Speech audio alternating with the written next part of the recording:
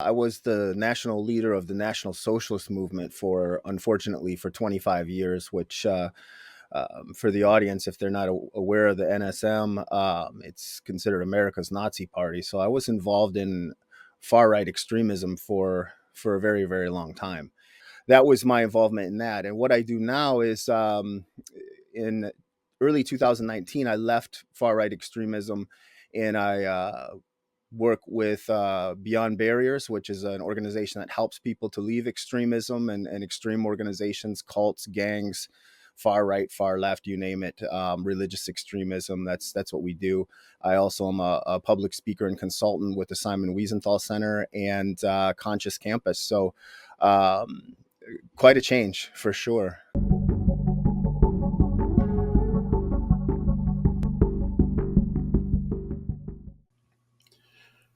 All right, I am joined by a guest. I've been looking forward to this interview for a while, and thankfully, a dear friend of the show, Susan Ibitz, who does face reading, statement analysis, body language, just about anything you could think of, was kind enough to introduce me to today's guest, Jeff Schoep. How are you doing? Good. How are you, Eric? I'm doing well, and I'm excited to talk to you because we're in a time again, which I feel is kind of similar to 1968 through the early 70s, but there's a lot of rage and a lot of strife going on. And you have completed a journey, if you will, from, I guess, one mindset to another mindset. And I'm always super interested in one, how you arrived at the first mindset, and then what actually caused the change over time. Sure. So I went from being involved in I was the national leader of the National Socialist Movement unfortunately, for 25 years, which, for the audience, if they're not aware of the NSM, it's considered America's Nazi Party. So I was involved in far right extremism for a very, very long time. And what led me into that journey, into that organization originally, was, I thought I was doing something noble, something good, something patriotic, fighting for my country and my people. That was the trajectory in. Um, Mhm. and my grandfather fought in the German army during World War II, and my great uncles did as well. And they didn't propagandize me or anything, but it was a fascination with that family connection and that family history that was sort of the entry point for me. So it's a little bit different for everybody. For some people, Mhm. it's different things, but for that was my involvement in that. And what I do now is, in early 2019, I left far right extremism, and I work with Beyond Barriers, which is an organization that helps people to leave extremism and extreme organizations, cults, gangs, far right, far left, you name it, religious extremism. That's what we do. I also am a public speaker and consultant with the Simon Wiesenthal Center and Conscious Campus. So um, quite a change for sure. All right, well, let's break that all down a little bit if we can. I was struck by the documentary White Right Meeting the Enemy with Dia Khan. I hope I'm saying that correctly. And one of the earliest questions she asked of you was, you read Mein Kampf when you were 13 years old. Now, what struck me is, even at that point, because you were in the organization, you were leading the organization, you looked very uncomfortable with the question. And actually, within minutes of, I don't know if it was editing, but you even said, hey, I'm getting tired. I don't know if I feel like answering, whatever. What is it that made you feel uncomfortable? Because I feel like there was something there dealing with being 13 and reading Mein Kampf. How did you discover it? What was going on? Well, the 13 reading Mein Kampf is something that was said about me online that's not entirely accurate. I was actually 16, Hmm. 15, 16, so it was, yes, I was a teenager, but I wasn't 13. That's a little bit soon, I think, to be reading that sort of thing. But at 16, I did get a hold of Mein Kampf, and and it was a hard read at that age, especially. It's a pretty boring book, in that sense, you know, it really is. But what it was, when I originally was meeting with Dia, I would agree to be in these films, documentaries, different things like that, because it was when I was involved, and I wasn't involved in the organization at 13 or 16 or anything. I joined at about 18. Just to clarify. But what it was is, when I was the leader of the NSM, I would agree to be in these films and projects because it was an opportunity to spread the propaganda, to spread the word of the movement, so to speak. So that was nothing new for me. But what was new in this sense was meeting Dia Khan, and the approach that she had was different than any filmmakers or anything like that I had really met before, with the exception of Daryl Davis, but that I'd met just before her. But what it was originally, she had contacted me, and I said, "Listen, you've got 30 minutes of my time. That's going to be it. That's all we're talking for."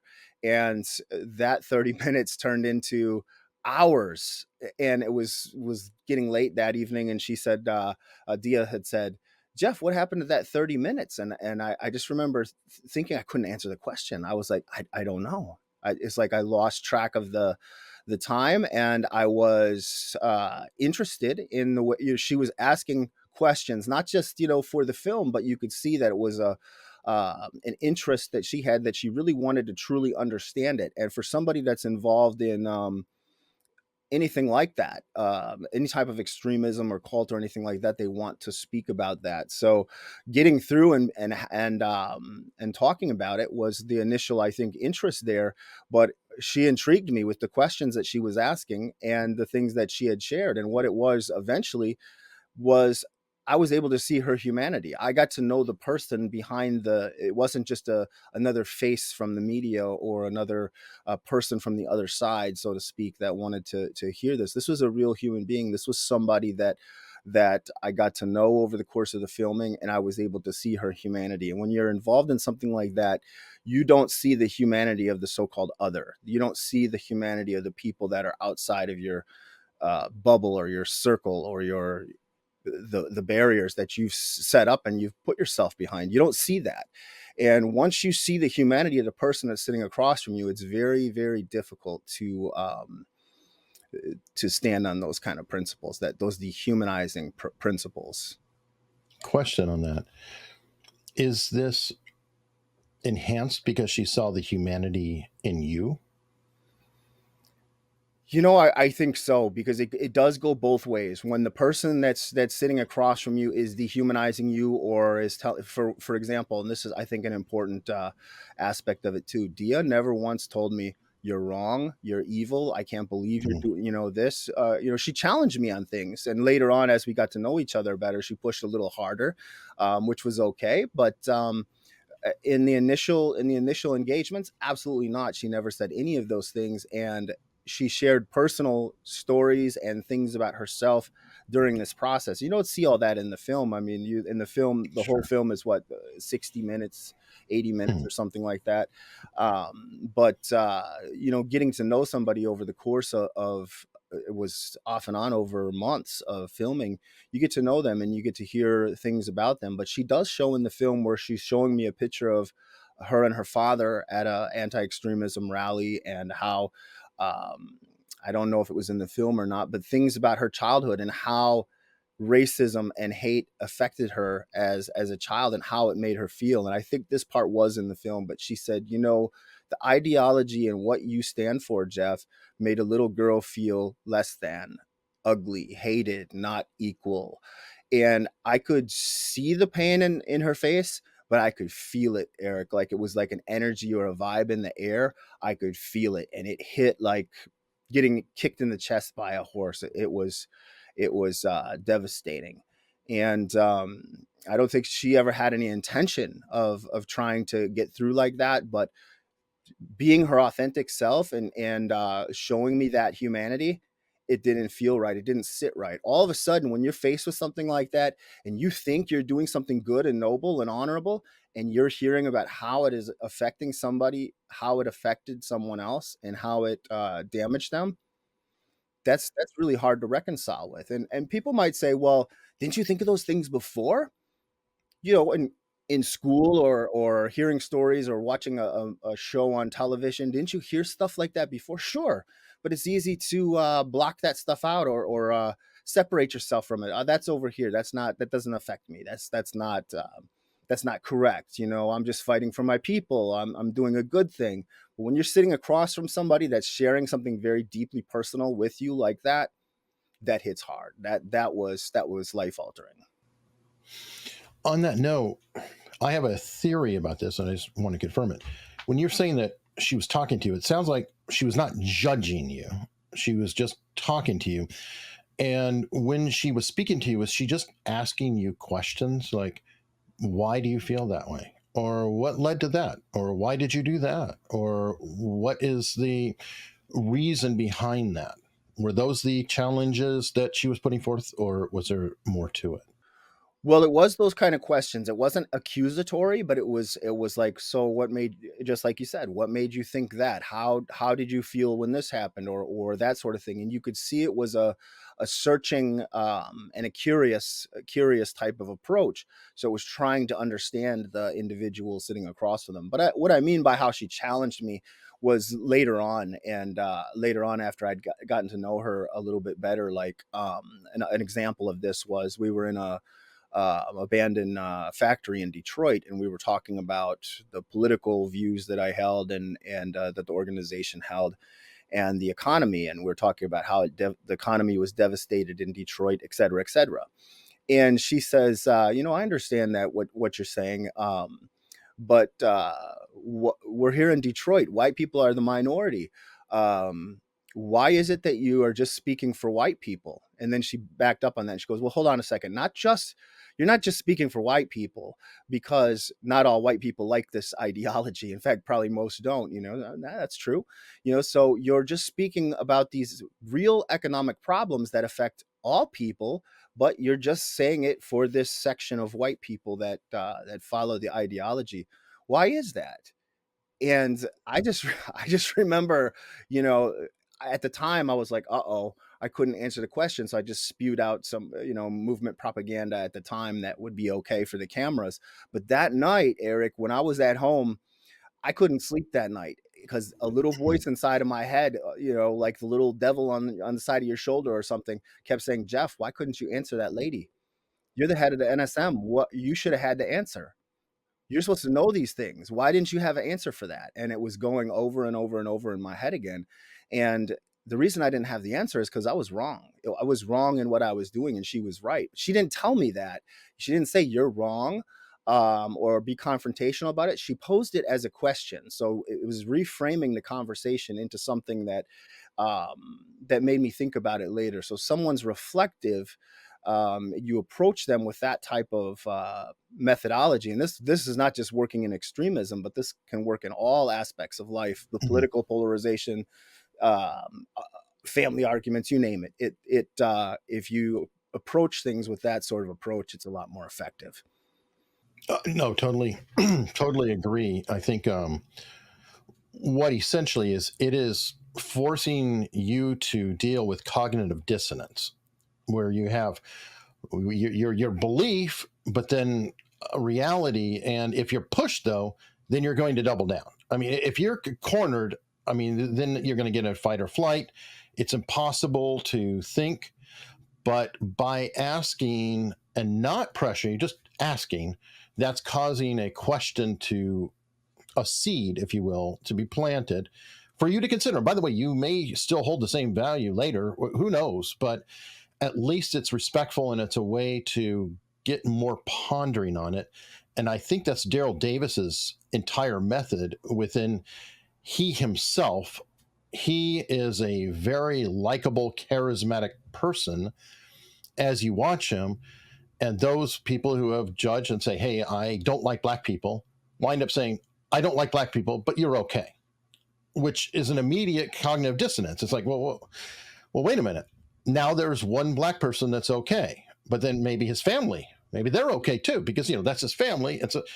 It starts to erode a conviction. Is that a fair? analysis. 100%. That's exactly how it is, and you get the cognitive dissonance, and I'm glad you brought that up because that's exactly what it is. It's a huge part of it. Confirmation bias is another Mhm. big part of how people in these type of groups or any type of extreme groups think as well. But it's definitely cognitive dissonance, and that's Daryl's approach is very similar to Dia's, and it's we've created a program at Beyond Barriers called Relational Dialogue, and it's based off of those methods because I think in the de-radicalization sphere and in the business of trying to change people's hearts and minds and peace building, these are key aspects and the most effective ways of brokering change. And you're right, it doesn't work every single time, and it usually doesn't work like the snap of a fingers. It's a reflective thing, and it takes time, and you can't expect it to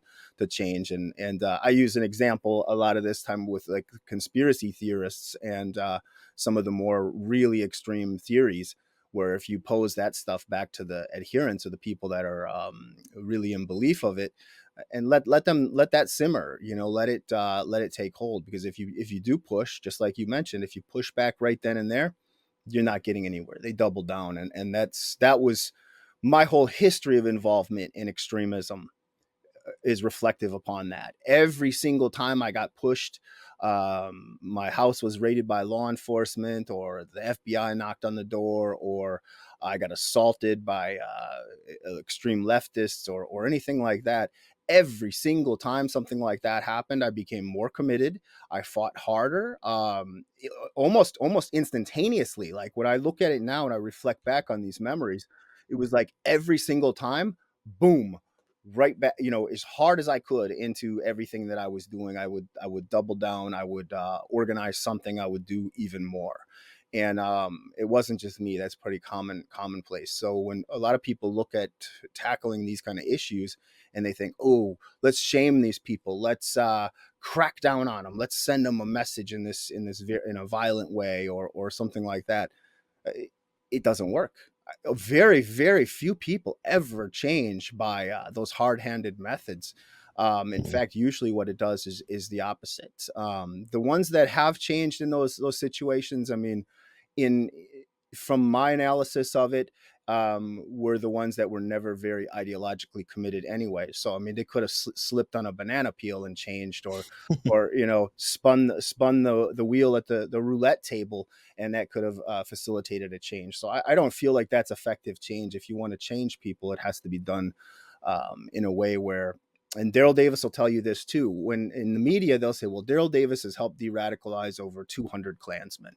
But if you ask Daryl, he will say he has not de-radicalized anyone. And this is the same approach myself, Dia, and many others take as well, is we've helped give them the tools. We help talk them through it. We help facilitate that, but we don't make anybody change. If you make somebody change, just like in a relationship, if your wife says, I'm going to leave you if you don't do this, or your husband, vice versa, is going to leave you, that's not real change. That's a forced change. That's the real change comes from in here and in here, in the heart and mind, and that has to come from within, and that has to be the individual doing that. So we can help facilitate those things, and that's exactly what they are so incredibly good at doing. This may be an odd analogy, but it popped in my head while you were talking earlier. And I'm thinking it's similar to a diet. People don't gain weight in a week. They don't just go and they eat a bunch and suddenly they're 300 pounds, 400 pounds in 2 weeks. This happens over a long period of time, that these habits and the reinforcement of whatever their lifestyle is or whatever they're doing. And I'm not a light guy, so okay, I'm guilty myself. But in order to lose the weight, often it takes time, especially to lose it healthily. And I just see that there could be an analogy to excess weight on the brain with culture or hate that's been put in there, that you can't just erase your history, erase everything you did that took years and years and years to build up. Well, it's different for everybody. Because a lot of times people will ask, well, how long does it take to facilitate change and things like that? And some people will say, well, it takes this long or it takes that long. There's really no time limit on it. I've seen people. I know cases. throughout my history of people that went through a radical change that was like the snap of a fingers, which that doesn't usually happen. It usually is a process, and it usually takes time. But then there's people that have left the movement or have left extremism, and they'll still be struggling for a decade later. It just depends on the individual. For me, I went through a process. I call it my decompression process, where the mind felt like it was, when I first left the movement, it was a very difficult time. I was de-radicalizing while I was still involved, which is not the way to go about it. So I was slowly going through that process while I was still involved. If anybody would have told me, "Hey, you're de-radicalizing," I would have called them a liar. I would have said they didn't know what they were talking about. Is But that why? Sorry to interrupt. Is that why you were changing the swastika symbols? Was that yes, part of it? It was yes, actually, and why you were partly uncomfortable so easily. That's I was kind of wondering that if you were, you were uncertain in your faith at that point. yes, yes, yes. So when Dia asked me, what if you're wrong? I didn't have an answer for that made me uncomfortable because I had not really thought about that. I was like, "Oh, I'm right." So, think about what if you're wrong. Somebody might tell you you're wrong and you go, "No, I'll push back." You fight back, but what if you're wrong? It was Hmm. unsettling. It was really unsettling. But yeah, I was going through it was after meeting Daryl Davis in 2016, and then I met Dia in 2017, and it took me until I left in March of 2019. So Hmm. that's how long I was starting to question things by the time, or even maybe a little before I met Daryl Davis, but it was around that time when it really, really started, and I was trying to make changes in the organization. Um, getting rid of the swastika. I was claiming it was a white civil rights organization. I know how ridiculous that probably sounds to everybody, but in my head at the time, I was thoroughly convinced of that. And eventually, by the time I left, it was like, look, what I'm doing is trying to put lipstick on a pig. The pig being the Nazi party. I thought I was trying to dress it up and make it look pretty and convince myself and the world that it was something it could never be. And at that point, I said, I can't do this. I should not be a part of this anymore. I should have left 3 years ago. I need to leave now. But for me, there was a lot of complications leading up to that. And that's no excuse, but it was the excuses that I was using at the time and convincing myself. I felt a responsibility to the organization. It's what I did all those years, my career, my job, my business, everything was wrapped up in this. Uh, I ran the record label for the organization, which is what paid the bills and all that. So um, it's I poured my whole life into it. So I was trying to at first fix things and try to make things right. And then when I finally realized there's no fixing this, you need to leave. And I knew when I left that I was going to speak out against it, because for me, that was the only way to try to really set things right. Because it would have been easier to leave and do something else. I had business skills. I ran a successful business in the movement. I had the leadership skills. There's a lot of things I could have done with my life afterwards, and just retired. When I left, I retired. I knew I was going to speak out, but the reason I retired was because I didn't want to get all those hate messages and things like that immediately. I needed to go through that decompression process things psychologically, mentally, and prepare. And then when I was ready to speak out, that's when I made the announcement, and that was in late August 2019. I think I started speaking out somewhere around there. To be fair, it wasn't just an organization, though. To you, what were these people your friends? And I'm not, trying to be rude, but people are complex. They can have something really bad. I mean, they could be a murderer, and in that moment did the most horrible thing in the world, but spend the rest of their life trying to get better. And there may be things that they've done are good. Nobody's 100% anything. So is it also a case that everybody you knew, everything that you did, your entire identity, your entire existence is tied up into this thing, and you can't just overnight say, you know what, I'm done. Screw you all. Screw my family. Screw my friends. Screw everything that ever was. I'm going to walk away. And I'm bringing this up for a reason. Again, it's not necessarily an excuse, but it is a reason. And I don't think that many of us can just walk away from everything that we're doing in terms of bills, friends, social connections, all of that. You had to feel terribly isolated, especially in August when you, I'm guessing, had to sever relationships, or they severed them with you. I don't know if your hand's still out saying, please come, but what is that like? Well, first of all, very insightful, and that's exactly true. That was another one of the. There's so many complexities, and there's so much to this story. It's a lot of times it's difficult to even know where to start. But that decompression period and that first time period when I left, when I retired, I and I've been through a lot in my life, and I tell you that 6 months of that first stretch was probably the most difficult time I had in my entire life. It was pure, I don't know if we can say hell on the show, but it was hell. Yes, every just about every single person that I knew was involved in the movement. Um, so even the fact that I was going to speak out, you could count the people that knew on one hand. There was Dio was one of them.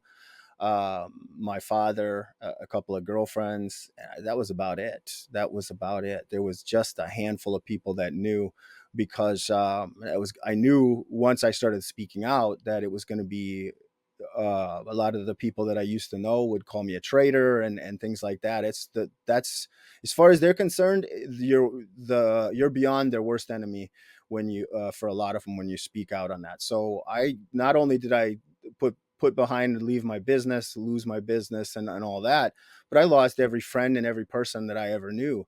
And during that first time period, a lot of the people thought maybe I burnt out or I needed a vacation or things like that. So I was getting all these phone calls and messages. We need you. Please come back. Um, Basically pleading with me to, get back involved in the NSM and come back because the organization needed me, and I wasn't taking most of those phone calls. I was ignoring them because I didn't need that. But there was at the time, because I was trying to process things. There was a couple of calls and things that I did take because I still had corporate responsibilities and things like that needed to be transferred over into back to the organization and things that I had. So I was taking a few phone calls, and there was one call that was really interesting. It was upsetting at the time, but it was a friend of mine that I'd known for about 20 years. And he called and he says, man, he says, I'm worried about you. Do you need any help? And everything's fine. I'm not going to tell him that things were as rough as they were, but I said, everything's fine. And he says, what are you going to do with your life? Do you, are you able to even pay your bills now? Or, what are you going to do? Who's going to hire you, Jeff? And this wasn't coming from he wasn't saying this stuff to necessarily try to pull me back. This was genuine concern. And he's like, what are you going to do with your life? All someone's got to do is type your name in the Google search, and everybody does background checks on jobs and things like that. What are you going to do with your life? He says, the other side will always see you as the Nazi leader. That's all you'll ever be. And he says, and you had an army behind you. He says, the Jews will never forgive you for what you've done. They will keep coming after you until the day you die. That's all they will ever see you as. And, like now you're going to be standing on your own. Like, I mean, I don't get it. Why are you doing this? And I tell you what, like I never verbalized that those were some of the worries that I had to They're anyone. his worries too, And it was by the his way. worries too. Yeah. And this And is was he out yet, or almost? I wouldn't say he's fully de-radicalized, but he is out. Yes. Okay, So I that's knew that. that's a That big. that question right there tells you that he was asking the question as a friend, genuinely, but also for himself, because those same questions are rattling around in his mind. Why would those questions even come up in his mind unless he was saying, if I get out, can I survive? And maybe you showed him a path. I don't know. But that's my next question. How did you survive? Were you able to find fulfillment and fulfilling relationships with people to help bridge that loneliness and that gap? Well, during that first time period, which I call the decompression period, I didn't talk to a lot of people. There was a few when I felt like I was ready, because I did a lot of self work. A lot of it was self work. Did some talking through with different people. Dia knew I was talking with her, and my father and a few others, but a couple others, but not a lot of people knew. So it was very very difficult. But soon thereafter, when I made the announcement that I was going to be speaking out, the Simon Wiesenthal Center reached out to me Mm. and immediately came out and met with me and eventually vetted me and I'd met a lot of people through them. And Question on that. I want to. I'm sorry to interrupt, but I sure. want to go into that because Simon Wiesenthal is the absolute extreme in that. Like even watching the documentary Ken Parker as an example, he was like, "Yeah, I could break bread," and he was like, "But never with a Jew."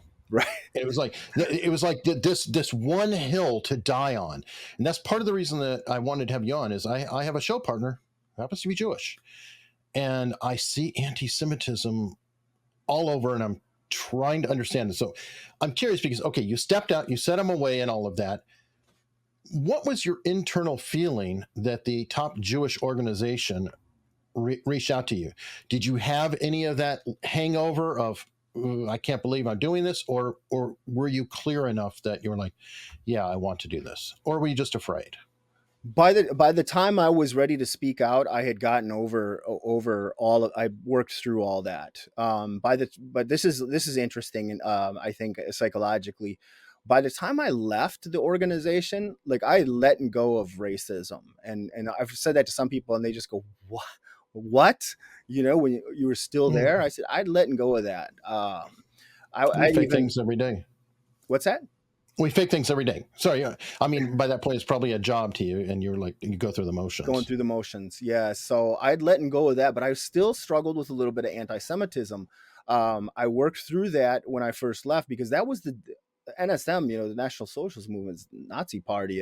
The Jews were to blame for everything in that worldview. So that was the thing I really struggled with, and even a lot of people that had met me over the years, they say he's not racist, but he's a raging anti-Semite, and which is ironic because I work so closely with the Jewish community today, and a lot of friends of mine today are Jewish, and I thought I was lauded as an expert on the Jews when I was in the movement. I didn't know nothing.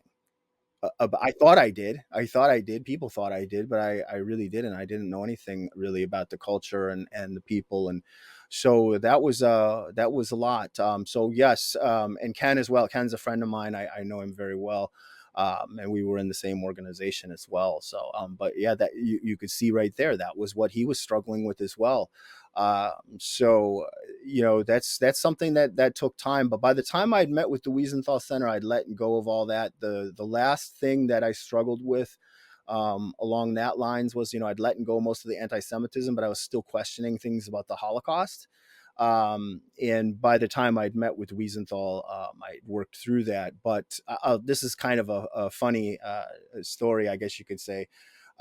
When I met with the Wiesenthal Center, you know, the girlfriend, my girlfriend at the time, I had said to her, I said, I don't think this is anything bad is going to happen, but if I don't come home, if I don't come back tonight, it means that I've been kidnapped by the Mossad and taken to Israel or something like that. And then I'm like, I don't think it's going to happen, but I am going to meet with the Wiesenthal Center. They were scary people, you know, they were the original Nazi hunters. So there was like this little voice in the back of my head that was saying, well, what what if they really do, you know, are coming for me still because of what I was involved in all that time. But so that's you know, it's a story I can laugh about now, but when I had met with Rick Eaton, who was their senior I always forget what his title is, but he's like the senior researcher. He's been doing this kind of work longer than anybody in the US, or one of the longest running people anyways. And I said after the you know, we had talked for hours, I said, well, it's really nice meeting you. um, and he says, well, we've met before. And I says, no, I don't think so. And he says, oh yes. And then he rattled off Pipestone, Minnesota, where I'd spoken at a Christian Identity meeting, and he was there undercover. So so I was like, whoa, I knew exactly what he was talking about. And it was a small local identity church thing, and they were there undercover. So that was we laugh about it now. Okay, I want to go into that a little bit because there are beliefs, and I don't know that they're completely wrong. When you mentioned undercover, and I've been planning to talk about this for a while, there's an old joke that in any KKK gathering, Nazi gathering, etc., a certain percentage of them will be feds. And you're laughing, but tell me how inaccurate or accurate I am in my statement. Ooh, very accurate. It was well known in those circles, and I mean, I can't talk about. I don't know who's got operations going now or anything like that. I'm not privy to that kind of information. I would rather not be, anyways. But Mhm. when I was involved in the movement, we had discovered a number of undercover people. Not Rick was never uncovered, but a lot of people over the years were uncovered that in with evidence, because it's also in these type of groups, especially like in the Klan, everyone is accused of being informants or things like that. If somebody's thrown out of an organization, someone splits off to form their own faction, or they leave. In some of the groups, especially, they will automatically say, that guy's a Fed, he's an informant, blah blah blah. Sometimes they're right, sometimes they're not. I did counterintelligence operations and things like that after the organization had been infiltrated a number of times. So we were doing the same thing to far left groups and things like that, to try to keep ahead of the curve on things like that, which I know a lot of the groups didn't, but that was something that I was engaged in. And I wouldn't move on anybody. If someone said, this guy's an informant, I said, get me taped evidence, video evidence, court paper, something that can prove it. And sometimes we're able to get that kind of intel, other times not. So, but there's always, it was under the assumption. There was times I gave speeches when I was in the movement where I would say, to any federal informants that are in the room right now, you might as well get up and leave, because nothing illegal is being discussed here. So it was not just a running joke outside of the movement, but it's pretty well known in those circles. But at the same time, there's people that think that don't pay attention to that sort of thing, and lots of arrests, you know. Well, and the reason why I bring it up is I'm not trying to excuse any movement, especially, I mean, it's being hateful, all of that. However, there are cases where you could have a bunch of bad minded people who talk a lot of trash and they're not going to do anything. And they can be instigated by an agent provocateur or an agent. Now we're going a little bit too far. And I worry, is that something that you have seen or know of, that perhaps maybe a couple buttons got pushed a little bit to, shall we say, help move a case along? Yes, a lot. I mean, technically, it's entrapment in that sense, but it seems I have to think about how to answer this very carefully. I can share. Let me share a case with you of an individual that I know that's out, and without sharing his name, because Yeah, I don't I want don't names I or don't do no, that no, either. yeah. We can't. That's not ethical. But I can share a story, a thing that took place. So this individual was actually somebody that I would have crossed paths with in the movement. He had originally called to join the NSM.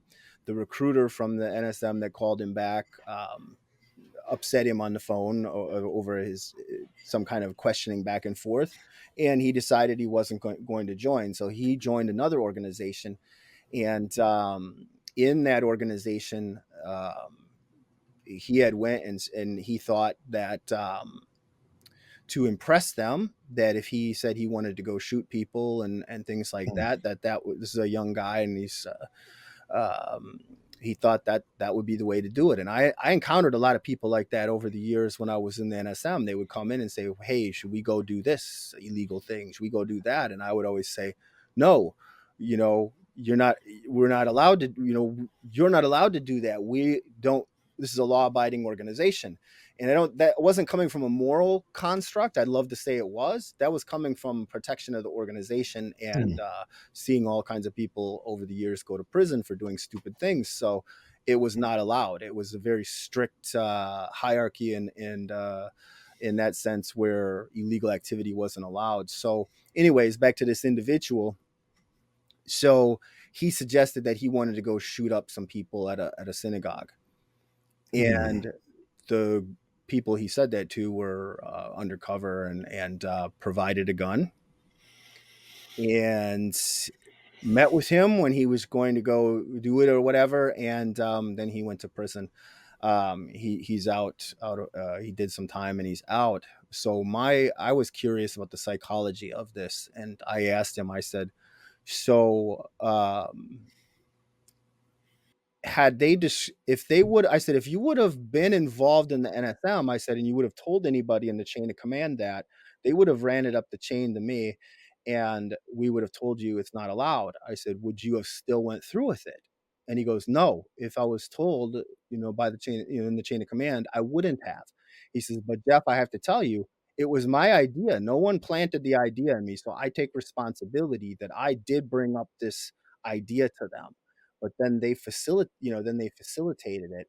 No one discouraged him or anything like that. So that was what I was curious about. I said, well, did they suggest that you should do this or anything like that? Because I was just curious for my own trying to understand the situation.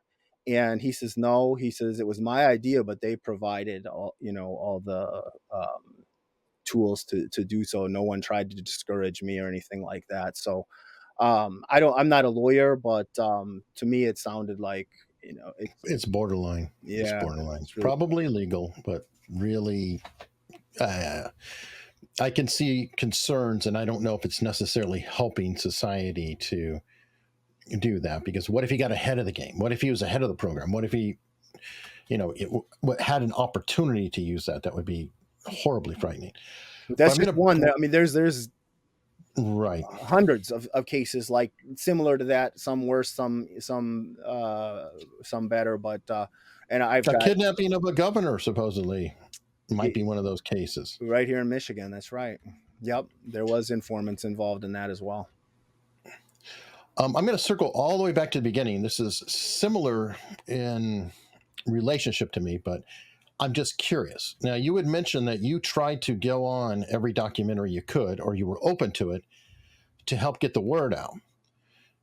Did that, in fact, swell your ranks, or increase recruitment, or not? Or did it serve the opposite effect to help dissuade other people from doing it? Possibly. What did you find? Every single time that the organization was in the news, and this was one thing that I had mastered during that time, as far as the propaganda, being able to misuse, I guess you could say, the media and things like that. By the NSM had its own press department, its own media department, would do press releases anytime they were going to rallies and things like that. When media didn't show up, which most of the time they did, but in a few cases where there was mostly a media blackout, like I remember doing a rally in Atlanta one time, and there was a radio station there or some small newspaper, and that was it. The rest of the press blacked it out, and we saw that as sort of a fail, because Mm. there wasn't when there's publicity, people would join. Even the publicity was never good. They would never say, "Oh, there's a great organization here." They would say hate group, Nazi group, whatever. But every time that would happen, there would be people that would reach out and join and get involved. So whenever there was no press, another rally in Alabama, no press at all, and hardly anybody in the audience. And I just remember, from a leadership standpoint, feeling worried because I could see the lack of morale on all the people's faces that were there, that they were like, oh, this sucks. This is terrible. We don't have anybody wanting to fight us, or we don't have press here. We don't have nothing going on. This is miserable. And then I started thinking, what if these people don't show up at the next rally? So the manipulation of media and misuse of the press in that sense is something that's highly important to these organizations. Now today, when I consult with media groups and things like that, I say, I understand you guys feel you need to cover these stories of these groups, but what you can do, the happy medium, don't name the group, don't name the leader. You can say hate group, Nazi group, Klan, whatever, but don't name that organization or the leadership, because when you do that, then they get that publicity. Then people look up their websites and get involved and things like that. So that's just my way of trying to stem the tide a little bit. Yeah, it's a good compromise, interesting compromise, because this puts me in a position that is very uncomfortable, because I don't believe in that whole thing of never platform that person whose opinion we don't like. That irritates me because I feel like I want to hear from that person who is an idiot so I can say, look at that idiot. See what they said there? They're an idiot. Everybody, look at the idiot. And more speech in general, I believe, is better. But I do understand, and that's why I wanted to ask you the hard question, because it's a hard question for me to hear. I don't like your answer. I believe your answer. I don't like your answer, but I do believe it. It's similar in that regard of, you can't say self-deletion. This is YouTube, so I have to censor myself, and I'll say self-deletion clusters are a problem. So a while back, the press stopped reporting names of like unknown people who self-deleted because they would see problems where all of a sudden a bunch of other people started to do this. And I'm wondering if you're saying that your old team kind of worked the same effect. Well, it's tough because I'm a full advocate of free speech, and I think it's part of our inalienable rights as Americans to be able to have free speech, and I think free speech is important. My tactic, as far as with the media, to help stem the tide on this, is if they don't name those people, that less people will get involved. So. Maybe it's not the right tactic, but I'm not for like this cancel culture business where oh, you said something that's unpopular, so you shouldn't be on social media and things like that.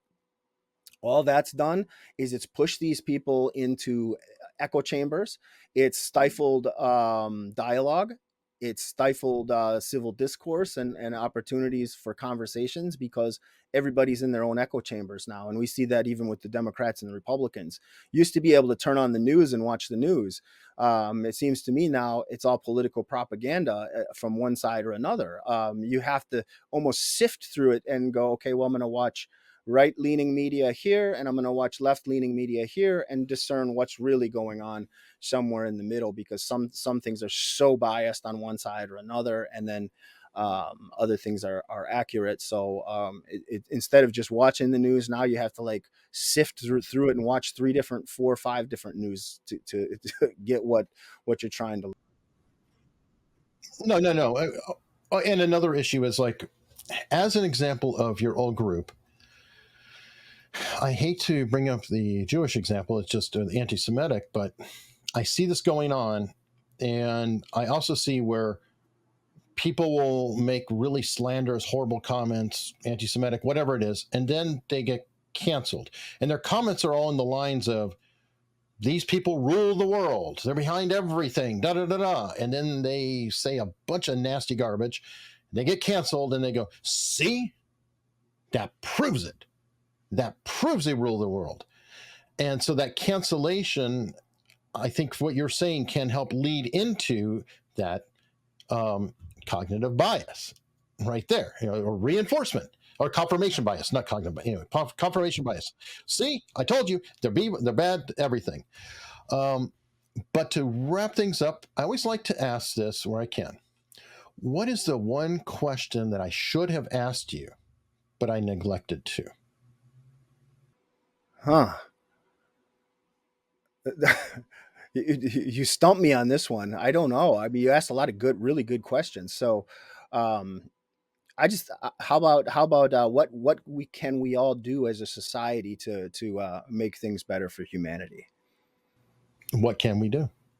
Well, there we go. So we can all see, instead of being stuck in these echo chambers, and instead of dehumanizing one another, we all know people, and I see this right now. I think the biggest problem in the country, of course, we've got racism, hate, anti-Semitism, but it's the political polarization right now that's so devastating.